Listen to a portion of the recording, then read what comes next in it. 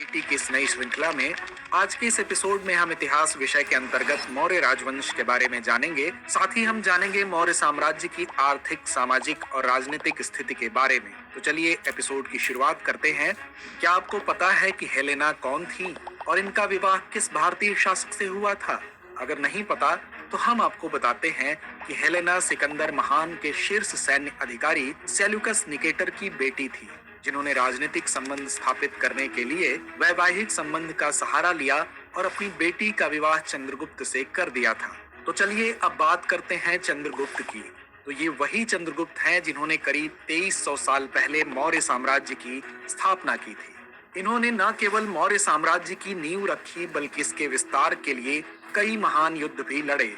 यहाँ चंद्रगुप्त ने सिकंदर महान के उत्तराधिकारियों से मगध को आजाद कराया और उत्तर पश्चिमी भारत को एकजुट किया।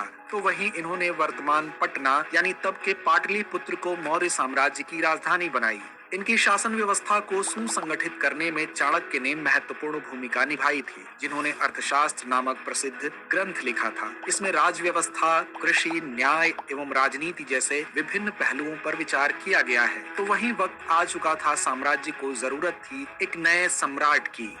ऐसे में चंद्रगुप्त ने अपने पुत्र बिंदुसार को शासन की बागडोर सौंपी। क्या आपको पता है कि इतिहास में महान पिता का पुत्र किसे कहा जाता है? अगर नहीं तो आपको जानकर हैरानी होगी कि बिंदुसार को ही इतिहास में महान पिता का पुत्र और महान पुत्र का पिता कहा जाता है। वो इसलिए क्योंकि वे चंद्रगुप्त मौर्य के पुत्र और सम्राट अशोक महान के पिता थे। उन्होंने साम्राज्य की स्थिरता बनाए रखी और दक्षिण भारत तक साम्राज्य का विस्तार किया। उनके शासनकाल में मौर्य साम्राज्य की सीमाओं में काफी प्रगति हुई और उन्होंने अपनी सत्ता को मजबूत बनाए रखने के लिए कूटनीतिक नीतियों का उपयोग किया।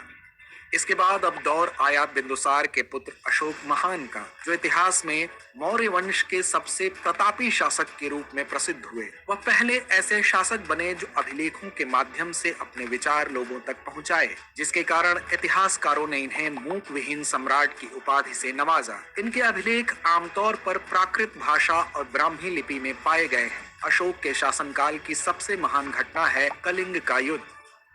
कलिंग के युद्ध ने अशोक के हृदय को बदल दिया। दरअसल कलिंग तटवर्ती उड़ीसा का प्राचीन नाम है। अशोक ने कलिंग को जीतने के लिए एक युद्ध लड़ा। यह युद्ध लगभग 261 ईसा पूर्व में हुआ था, जिसमें अशोक की मौर्य सेना ने कलिंग पर आक्रमण किया था। लेकिन युद्ध जनित हिंसा और खून खराबा देखकर उन्हें युद्ध से घृणा हो गई। उन्होंने निर्णय लिया कि वे भविष्य में कभी युद्ध नहीं करेंगे और इसके बाद अशोक ने धम्म को अपना लिया। अब यहाँ गौर करने की बात है कि यह धम्म क्या है। दरअसल धम्म संस्कृत शब्द धर्म का प्राकृत रूप है। अशोक के धम्म में किसी देवता की पूजा या किसी खास कर्मकांड की जरूरत नहीं होती थी। उनका मानना था कि जैसे एक पिता अपने बच्चों को अच्छे व्यवहार की सीख देता है, वैसे ही उनका कर्तव्य था कि वो अपनी प्रजा को सही रास्ता दिखाएं। वहीं वे बुद्ध की शिक्षाओं से प्रेरित भी थे। जहां सम्राट अशोक ने बौद्ध धर्म को साम्राज्य के प्रमुख धर्म के रूप में मान्यता दी और धम्म का प्रचार किया, उन्होंने स्तूपों, विहारों और शिलालेखों का निर्माण कराया। इनमें सांची का स्तूप, सारनाथ स्तूप और लौरिया नंदगढ़ स्तंभ प्रमुख हैं। इसके अलावा सम्राट ने आजीवक संप्रदाय के लिए बराबर की पहाड़ी में 4 गुफाओं का निर्माण कराया, जिनका नाम कर्ण चोपर, सुदामा व विश्व झोपड़ी रखा है।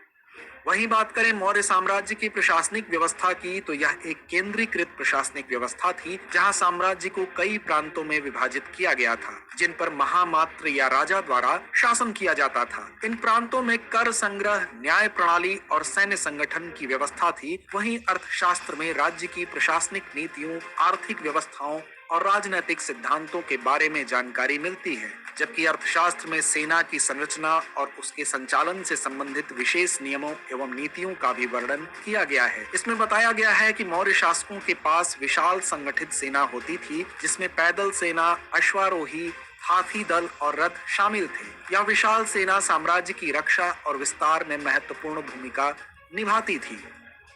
वहीं मौर्य काल में कृषि, उद्योग और व्यापार में उल्लेखनीय विकास हुआ, जिसमें आंतरिक और बाहरी व्यापार के लिए रेशम मार्ग और समुद्री मार्ग महत्वपूर्ण थे। इस दौरान हस्तशिल्प, धातुकर्म और वस्त्र उद्योग में भी महत्वपूर्ण प्रगति देखी गई।